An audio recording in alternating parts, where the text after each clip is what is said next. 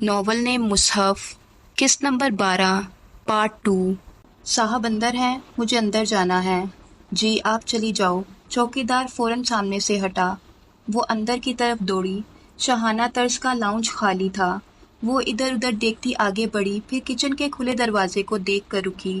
کچھ سوچ کر وہ کچن میں آئی۔ ماربل فلور کا چمکتا صاف ستھرا کچن خالی پڑا تھا۔ چمچوں کا سٹینڈ سامنے ہی تھا۔ اس نے لپک کر ایک بڑی چھری نکالی اور آستین میں چھپا کر باہر آئی۔ ہمایوں، لاؤنج میں کھڑے گردن اوپر کر کے اس نے پکارا۔ آواز گونج کر لوٹ آئی۔ اس کا کمرہ اوپر تھا، یہ تو اسے یاد تھا۔ وہ تیز تیز سیڑھیاں چڑھنے لگی۔ سیاہ ماربل کی چمکتی سیڑھیاں گولائی میں اوپر جا رہی تھیں۔ وہ بلائی منزل پہ رکی، ادھر ادھر جھانکا، پھر تیسری منزل کی سیڑھیوں کی طرف جانے لگی۔ دفتن سامنے والے کمرے سے اس کی آواز آئی، بلقیس۔ وہ اندر سے غالباً ملازمہ کو آواز دے رہا تھا۔ وہ دوڑ کر اس کے کمرے کے دروازے تک آئی۔ دروازہ کھولیں۔ اس نے دروازہ زور سے بجایا اور پھر دڑا دڑ بجاتی چلی گئی۔ کون؟ ہمایوں نے حیران سا ہو کر دروازہ کھولا۔ اسے دیکھ کر وہ بری طرح چونکا تھا۔ تم؟ خیریت؟ مجھے آپ سے کچھ پوچھنا ہے۔ ٹھیک ٹھیک بتائیے گا، ورنہ مجھ سے برا کوئی نہیں ہوگا۔ وہ اتنے جارحانہ انداز میں گررائی تھی کہ وہ پریشان ہی ہو گیا۔ کیا ہوا ہے محمل؟ میری بات کا جواب دیں۔ اچھا اندر آ جاؤ۔ وہ اسے راستہ دیتے ہوئے پیچھے ہوا۔ بلیک ٹراؤزرز پہ گرے آدھے بازوؤں والی شرٹ پہنے، ہاتھ میں تولیا پکڑے وہ غالباً ابھی نہا کر نکلا تھا۔ ماتھے پہ بکھرے گیلے بالوں سے پانی کے قطرے ٹپک رہے تھے۔ وہ 2 قدم اندر آئی، یوں کہ اب دروازے کی چوکھٹ میں کھڑی تھی۔ آپ فرشتے کے کزن ہیں؟ ہاں، کیوں؟ فرشتے کس کی بیٹی ہے؟ اس کا باپ کون ہے؟ باپ؟ وہ ذرا سا چونکا۔ اس نے تم سے کچھ کہا ہے؟ میں نے پوچھا ہے فرشتے کس کی بیٹی ہے؟ وہ دبی دبی آواز میں گررائی تھی۔ ادھر بیٹھو، آرام سے بات کرتے ہیں۔ وہ اس کو راستہ دیتا اس کے بائیں طرف سے قریب آیا۔ میں بیٹھنے نہیں آئی، مجھے جواب چاہیے۔ ادھر بیٹھو تو صحیح، ٹھنڈے دماغ سے میری بات سنو۔ وہ بچوں کی طرح اسے بہلاتے ہوئے آگے بڑھا اور نرمی سے اس کا ہاتھ تھامنا چاہا۔ ہاتھ مت لگائے مجھے۔ وہ بدک کر پیچھے ہٹی۔ محمل ادھر آؤ۔ وہ 2 قدم آگے اس کے قریب آیا ہی تھا کہ محمل نے اچانک آستین میں چھپی چھری نکال لی۔ مجھے آپ پہ ذرا بھروسہ نہیں ہے۔ دور رہیں۔ وہ چھری کی نوک اس کی طرف کیے 2 قدم پیچھے ہٹی تھی۔ چھری کیوں لائی ہو؟ مجھے مارنے؟ اس کے ماتھے پہ بل پڑے اور آنکھوں میں غصے کی لہر ابھری۔ وہ تیزی سے بڑھا اور محمل کا چھری والا ہاتھ کلائی سے پکڑ کر مروڑا۔ چھوڑیں مجھے، ورنہ میں آپ کو مار دوں گی۔ وہ اس کی مضبوط گرفت کے باوجود کلائی چھڑانے کی کوشش کر رہی تھی۔ دوسرے ہاتھ سے اس نے اس کے کندھے کو پیچھے دھکیلنا چاہا۔ ہمایوں اس کے چھری والے ہاتھ کا رخ دوسری طرف موڑ رہا تھا اور پھر اسے پتہ بھی نہیں چلا اور چھری کی تیز دھار گوشت میں گھستی چلی گئی۔ محمل کو لگا وہ مرنے والی ہے۔ اس نے خون ابلتے ہوئے دیکھا اور پھر اپنی چیخ سنی، مگر نہیں، اسے چھری نہیں لگی تھی۔ پھر وہ کراہ کر پیچھے ہٹا تو محمل کی کلائی آزاد ہو گئی۔ ہمایوں کے دائیں پہلو میں سے خون ابل رہا تھا۔ وہ چھری پہ ہاتھ رکھے لڑکھڑا کر 2 قدم پیچھے ہٹا تھا۔ اوہ میرے اللہ، یہ میں نے کیا کر دیا؟ خوف سے اس کی آنکھیں پھٹ گئی۔ چھری پہ رکھا ہمایوں کا ہاتھ خون سے سرخ پڑنے لگا تھا۔ وہ درد کی شدت سے آنکھیں بند کیے دیوار کے ساتھ بیٹھتا چلا گیا۔ وہ دہشت زدہ سی اسے دیکھ رہی تھی۔ اس کا پورا جسم کانپنے لگا تھا۔ یقین ہی نہیں آ رہا تھا کہ یہ سب اس نے کیا ہے۔ خدایا، یہ اس نے کیا کر دیا؟ وہ پھٹی پھٹی آنکھوں سے اس کو دیکھتی قدم قدم ہٹنے لگی اور پھر ایک دم مڑی اور تیزی سے سیڑھیاں پھلانگتی گئی۔ پوری قوت سے لاؤنج کا دروازہ کھول کر وہ باہر بھاگی تھی۔ چوکیدار گیٹ پہ نہیں تھا، کہاں تھا اسے پرواہ نہ تھی۔ وہ تیز دوڑتی ہوئی مسجد میں داخل ہوئی تھی۔ فرشتے کدھر ہیں؟ پھولی سانسوں کے درمیان پوچھتی وہ ذرا دیر کو ریسیپشن پہ رکی تھی۔ فرشتے باجی لائبریری میں ہوں گی یا؟ اس نے پوری بات نہیں سنی اور راہداری میں دوڑتی گئی۔ لائبریری کے اسی کونے میں کرسی ڈالتے وہ دونوں ہاتھوں سے چہرہ چھپائے بیٹھی تھی۔ وہ بدحواس سی بھاگتی ہوئی اس کے سامنے جا رکی۔ آہٹ پہ فرشتے نے چہرے سے ہاتھ ہٹائے۔ اسے دیکھ کر اس کی نگاہیں جھک گئی۔ میں جانتی ہوں تم ہرٹ ہوئی ہو۔ ایک گہری سانس لے کر وہ اپنی روح میں کہنے لگی تھی، اور میں اسی ڈر سے تمہیں یہ پہلے نہیں بتا۔ کہتے کہتے فرشتے نے نگاہیں اٹھائی اور پھر اگلے الفاظ اس کے لبوں پہ دم توڑ گئے۔ محمل کے چہرے پہ ہوائیاں اڑ رہی تھیں۔ محمل، کیا ہوا؟ وہ پریشان سی کھڑی ہوئی۔ فرشتے فرشتے وہ ہمایوں، وہ رو دینے کو تھی۔ کیا ہوا ہمایوں کو؟ بتاؤ محمل۔ اس نے فکر مندی سے محمل کو دونوں شانوں سے تھام کر پوچھا۔ وہ ہمایوں مر گیا۔ محمل کے شانوں پہ اس کی گرفت ڈھیلی پڑ گئی۔ اسے لگا وہ اگلا سانس نہیں لے سکے گی۔ یہ کیا کہہ رہی ہو؟ میں نے جان بوجھ کر نہیں ہمایوں، وہ اسے چھری لگ گئی، میں نے غلطی سے اسے میری وہ کدھر ہے ابھی؟ فرشتے نے تیزی سے بات کاٹی۔ اپنے گھر بیڈ روم میں۔ فرشتے نے اگلا لفظ نہیں سنا اور تیزی سے باہر کی طرف بھاگی تھی۔ وہ کہیں بھی جاتی تو ہمیشہ اس کا ہاتھ پکڑ کر اسے ساتھ لے کر جاتی تھی۔ آج اس نے اس کا ہاتھ نہیں تھاما تھا۔ آج وہ اکیلی بھاگی تھی۔ اسے خود بھی کچھ سمجھ میں نہیں آ رہا تھا، بس وہ بھی فرشتے کے پیچھے لپکی تھی۔ ہمایوں، وہ محمل کے آگے بھاگتی ہوئی ہمایوں کے لاؤنج میں داخل ہوئی تھی اور اسے آوازیں دیتی سیڑھیاں چڑھ رہی تھی۔ ہمایوں، وہ آگے پیچھے گول سیڑھیوں کے دہانے پہ رکی تھی۔ ہمایوں کمرے کی بیرونی دیوار کے ساتھ لگا زمین پہ بیٹھا تھا، خون آلود چھری اس کے ایک طرف رکھی تھی۔ ہمایوں، تم ٹھیک ہو؟ وہ پریشان سی گھٹنوں کے بل اس کے سامنے بیٹھی تھی۔ اس نے جیسے چونک کر آنکھیں کھولی۔ تم ادھر؟ اپنے سامنے گھٹنوں کے بل بیٹھی فرشتے سے ہوتی ہوئی اس کی نظر اس کے پیچھے کھڑی محمل پہ جا رکی۔ مجھے محمل نے بتایا کہ فرشتے تم جاؤ اور اس بے وقوف لڑکی کو بھی لے جاؤ۔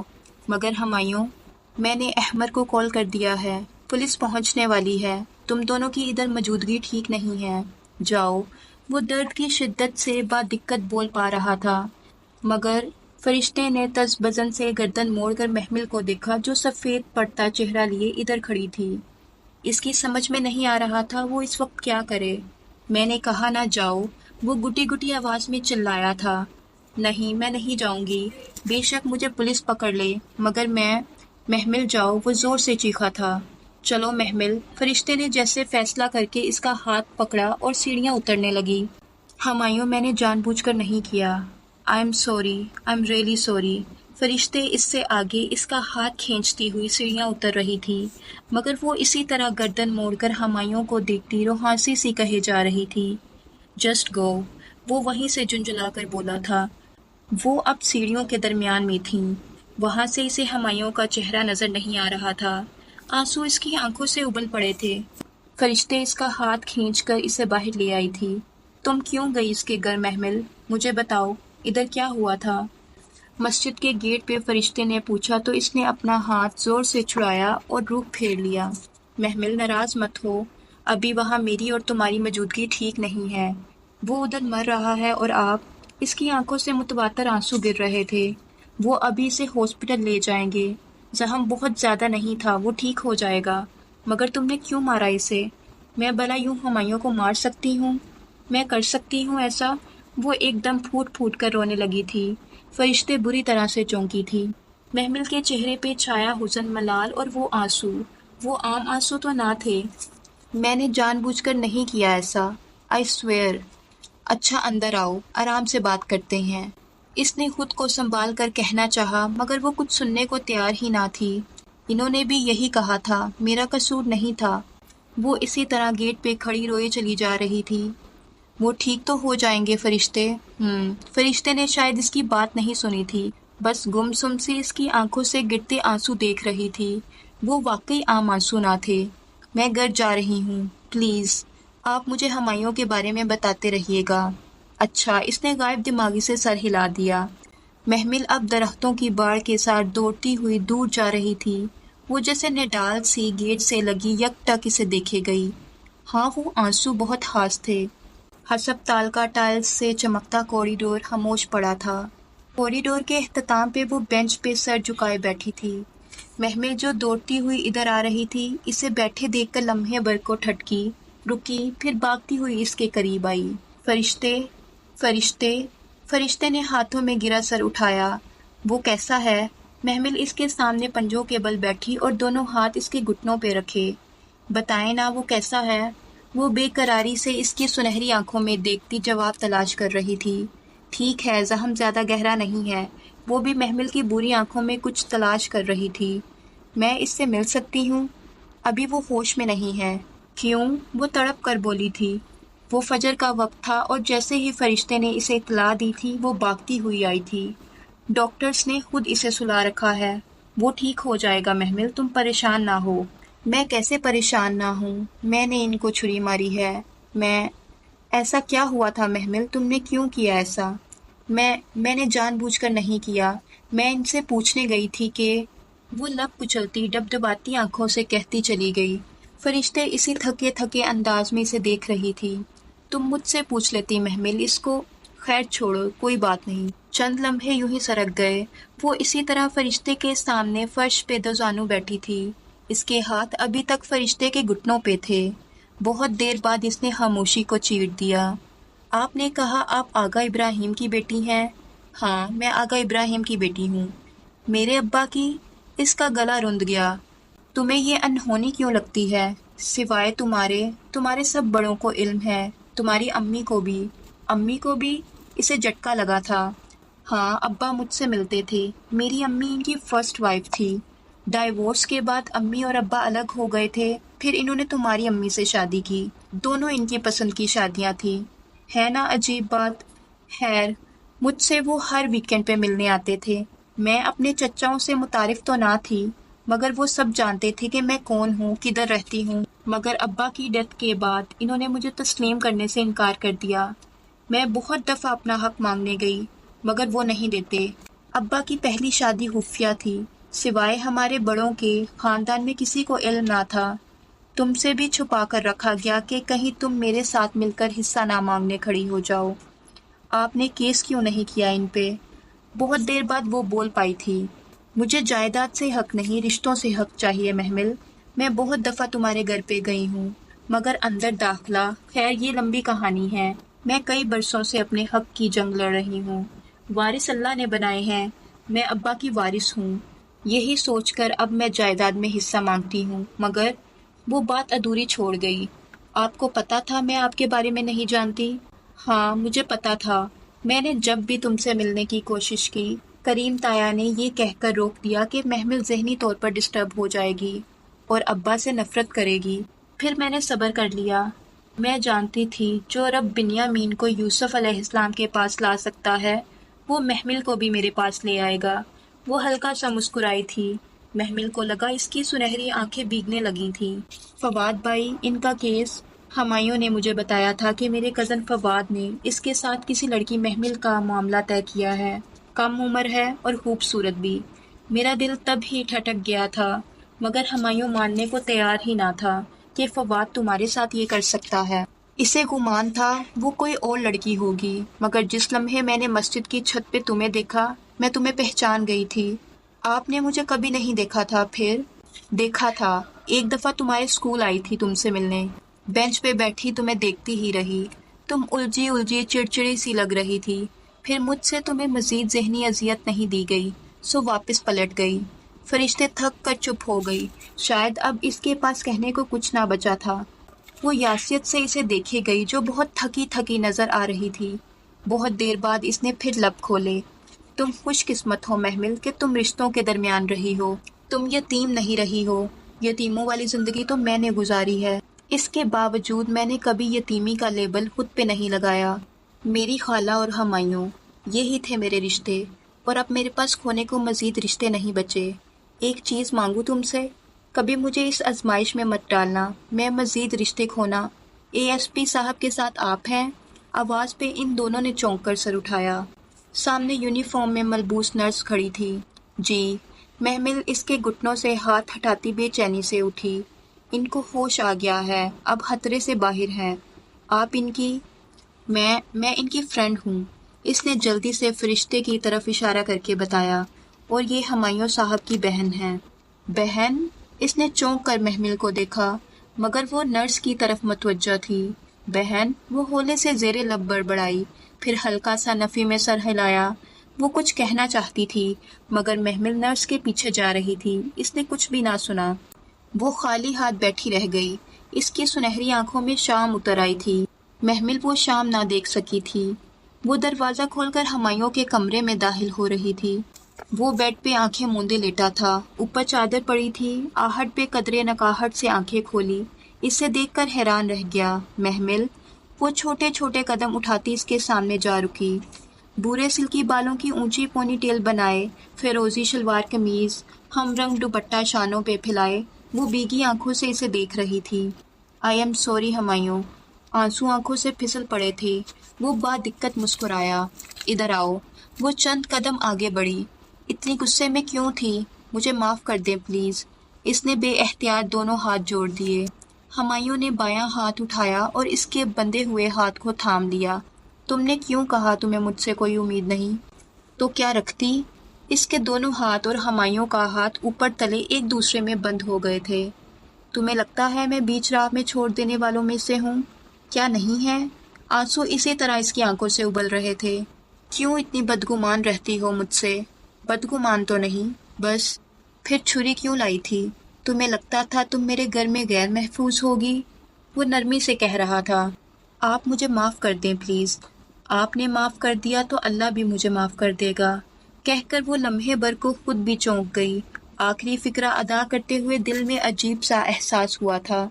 एकदम इसने अपने हाथ छुड़ाए थे। ये सब ठीक नहीं था। आप आराम करें, मुझे मस्जिद भी जाना है। वो दरवाजे की तरफ लपकी थी। मत जाओ। वो बेअख्तियार पुकार उठा था।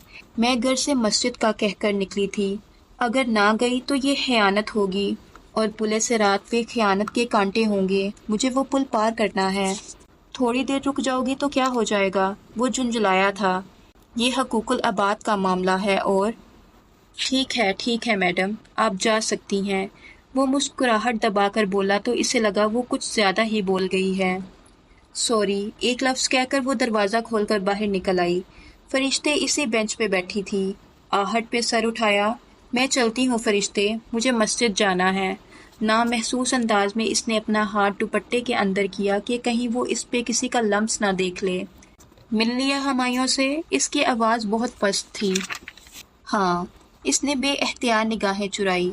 फरिश्ते इसी तरह गर्दन उठाए इसे देखती जाने इसके चेहरे पे क्या खोज रही थी। वो जैसे घबरा कर जाने को पलटी। महमिल सुनो। वो जैसे बेचैनी से पुकार उठी और इससे पहले कि वो पलटती इसने नफ़ी में सर हिलाते धीरे से कहा, नहीं कुछ नहीं, जाओ। खैरियत? जाओ, तुम्हें देर हो रही है। ओके, अस्सलामुअलैकुम। वो राहदारी में तेज तेज कदम उठाती दूर होती गई। फरिश्ते ने फिर से सर हाथों में गिरा लिया। इसका दिल बहुत बोझल सा हो रहा था। मस्जिद आकर भी इसे सुकून नहीं मिल रहा था। इसे थोड़ी देर हो गई थी और तफसीर की क्लास वो मिस कर चुकी थी। सारा दिन वो यूं ही मुझमहल सी फिरती रही। ब्रेक में सारा ने इसे जा लिया। वो बरामदे के स्टेप्स पे बैठी थी, गोद में किताबें रखे, चेहरे पे बेजारी सजाए। तुम्हें क्या हुआ है? सारा दब के साथ आ बैठी। पता नहीं। वो झुंझुलाते हुए गोद में रखी किताब खोलने लगी। फिर भी कोई मसला है? हाँ है। क्या हुआ है? अल्लाह ताला। बस। वो सर झटक कर सफ़े पलटने लगी। बताओ ना। अल्लाह ताला नाराज़ हैं, दैट्स इट। ज़ोर से इसने किताब बंद की। ओहो, तुम ख्वाह कनूती हो रही हो। अल्लाह ताला क्यों नाराज़ होंगे भला? बस है ना। इतनी मायूसी अच्छी नहीं होती। तुम्हें कैसे पता कि वो नाराज़ हैं? एक बात बताओ। वो जैसे खौफ ज़दा सी इसकी तरफ घूमी। अगर तुम किसी के साथ 24 घंटे एक ही घर में रहो तो घर में दाखिल होते ही तुम्हें इस शख्स का मूड देखकर पता नहीं चल जाता कि वह नाराज़ है? भले वो मुंह से कुछ ना कहे, भले तुम्हें अपनी गलती भी समझ में ना आ रही हो, मगर तुम जान लेती हो ना कि माहौल में तनाव है और फिर तुम दूसरों से पूछती फिरती हो कि इसे क्या हुआ है और फिर तुम अपनी गलती सोचती हो। मैं भी इस वक्त यही कर रही हूँ, सो मुझे करने दो। मगर महमिल, तुम्हें पता है इतने अरसे से मैं रोज़ इधर आकर कुरान सुनती थी। आज मेरी तफसीर की क्लास मिस हुई है। आज मैं कुरान नहीं सुन सकी। तुम्हें पता है क्यों? क्योंकि अल्लाह ताला मुझसे नाराज़ हैं। वो मुझसे बात नहीं करना चाहते। सो अभी प्लीज़ मुझे अकेला छोड़ दो। सारा के जवाब का इंतज़ार किए बगैर वो किताबें संभालती उठी और तेज़ तेज़ कदमों से चलती अंदर आ गई। प्रेयर हॉल खाली था। बत्तियां बुझी थी। वो खिड़की के सामने आ बैठी। खिड़की के शीशे से रोशनी छन कर अंदर आ रही थी। इसने दोनों हाथ दुआ के लिए उठाए। अल्लाह ताला प्लीज़। अल्फाज लबों पे टूट गए। आंसू टप टप गालों पे गिरने लगे। इसने दुआ के लिए उठे हाथों को देखा। ये हाथ चंद घंटे कबल हुमायूं के हाथ में थे। لڑکے لڑکی کا ہاتھ پکڑنا تو اب عام سی بات بن گئی تھی، مگر قرآن کی طالبہ کے لیے وہ عام سی بات نہ تھی۔ وہ کیسے جذبات کے ریلے میں بہہ گئی کہ خیال ہی نہ آیا کہ اسے یوں تنہا کسی کے ساتھ نہیں ہونا چاہیے۔ ہمایوں نے خود کیوں نہ روکا؟ مگر نہیں، وہ ہمایوں کو کیوں الزام دے؟ وہ تو قرآن کا طالب علم نہ تھا، طالبہ تو وہ تھی۔ ہم نے سنا اور ہم نے اطاعت کی کا وعدہ تو اس نے کر رکھا تھا۔ پھر آنسو اسی طرح اس کی آنکھوں سے بہہ رہے تھے۔ وہ سر جھکائے آج کا سبق کھولنے لگی۔ اللہ تعالیٰ پلیز مجھے معاف کر دے، مجھے ہدایت پہ قائم رکھ۔ اس نے دل سے دعا مانگتے ہوئے مطلوبہ صفحہ کھولا۔ کس طرح اللہ اس قوم کو ہدایت دے سکتا ہے جو اپنے ایمان لانے کے بعد کفر کرے؟ اس کے آنسو پھر سے گرنے لگے۔ اس کا رب اس سے بہت ناراض تھا، اس کی معافی کافی نہ تھی۔ وہ سسکیوں کے درمیان پھر سے استغفار کرنے لگی۔ اور انہوں نے رسول کے برحق ہونے کی گواہی دی تھی، اور ان کے پاس روشن نشانیاں آئی تھی، اور اللہ ظالم لوگوں کو ہدایت نہیں دیتا۔ وہ جیسے جیسے پڑھتی جا رہی تھی اس کا رواں رواں کانپنے لگا تھا۔ قرآن وہ آئینہ تھا جو بہت شفاف تھا، اس میں سب کچھ صاف نظر آتا تھا، اتنا صاف کہ کبھی کبھی دیکھنے والے کو خود سے نفرت ہونے لگتی تھی۔ ان لوگوں کی جزا یہ ہے کہ بے شک ان پہ اللہ کی لعنت ہے، اور فرشتوں کی، اور سب کے سب لوگوں کی لعنت ہے، ہمیشہ رہنے والے ہیں اس میں۔ نہ ان سے عذاب ہلکا کیا جائے گا اور نہ ہی وہ مہلت دیے جائیں گے۔ اس نے قرآن بند کر دیا۔ یہ خالی زبانی استغفار کافی نہ تھا۔ اس نے نوافل کی نیت باندھی اور پھر کتنی ہی دیر وہ سجدے میں گر کر روتی رہی۔ جس کے ساتھ ہر پل رہو، جو رگے جان سے بھی زیادہ قریب ہو، اس کی ناراضگی محسوس ہو ہی جاتی ہے، اور انسان اس کی ناراضگی دور کرنے کے لیے اتنی ہی کوشش کرتا ہے جتنی وہ اس سے محبت کرتا ہے۔ جب دل کو کچھ سکون آیا تو اس نے اٹھ کر آنسو پونچھے اور قرآن اٹھا کر ٹھیک اسی آیت سے کھولا جہاں سے چھوڑا تھا۔ آیت روز اول کی طرح روشن تھی، مگر اس کے بعد جن لوگوں نے توبہ کر لی، اس کا دل زور سے دھڑکا اور انہوں نے اصلاح کر لی تو بے شک اللہ تعالیٰ بخشنے والا مہربان ہے۔ بہت دیر سے روتے دل کو ذرا امید بندی، ذرا قرار آیا۔ یہ توبہ کی قبولیت کی نوید تو نہ تھی، مگر امید ضرور تھی۔ اس نے آہستہ سے قرآن بند کیا۔ میڈم مصباح کہتی تھی اگر قرآن کی آیات میں آپ کے لیے ناراضگی کا اظہار ہو تو بھی بخشش کی امید رکھا کریں، کم از کم اللہ آپ سے بات تو کر رہا ہے۔ وہ ٹھیک ہی کہتی تھی، محمل نے اٹھتے ہوئے سوچا تھا۔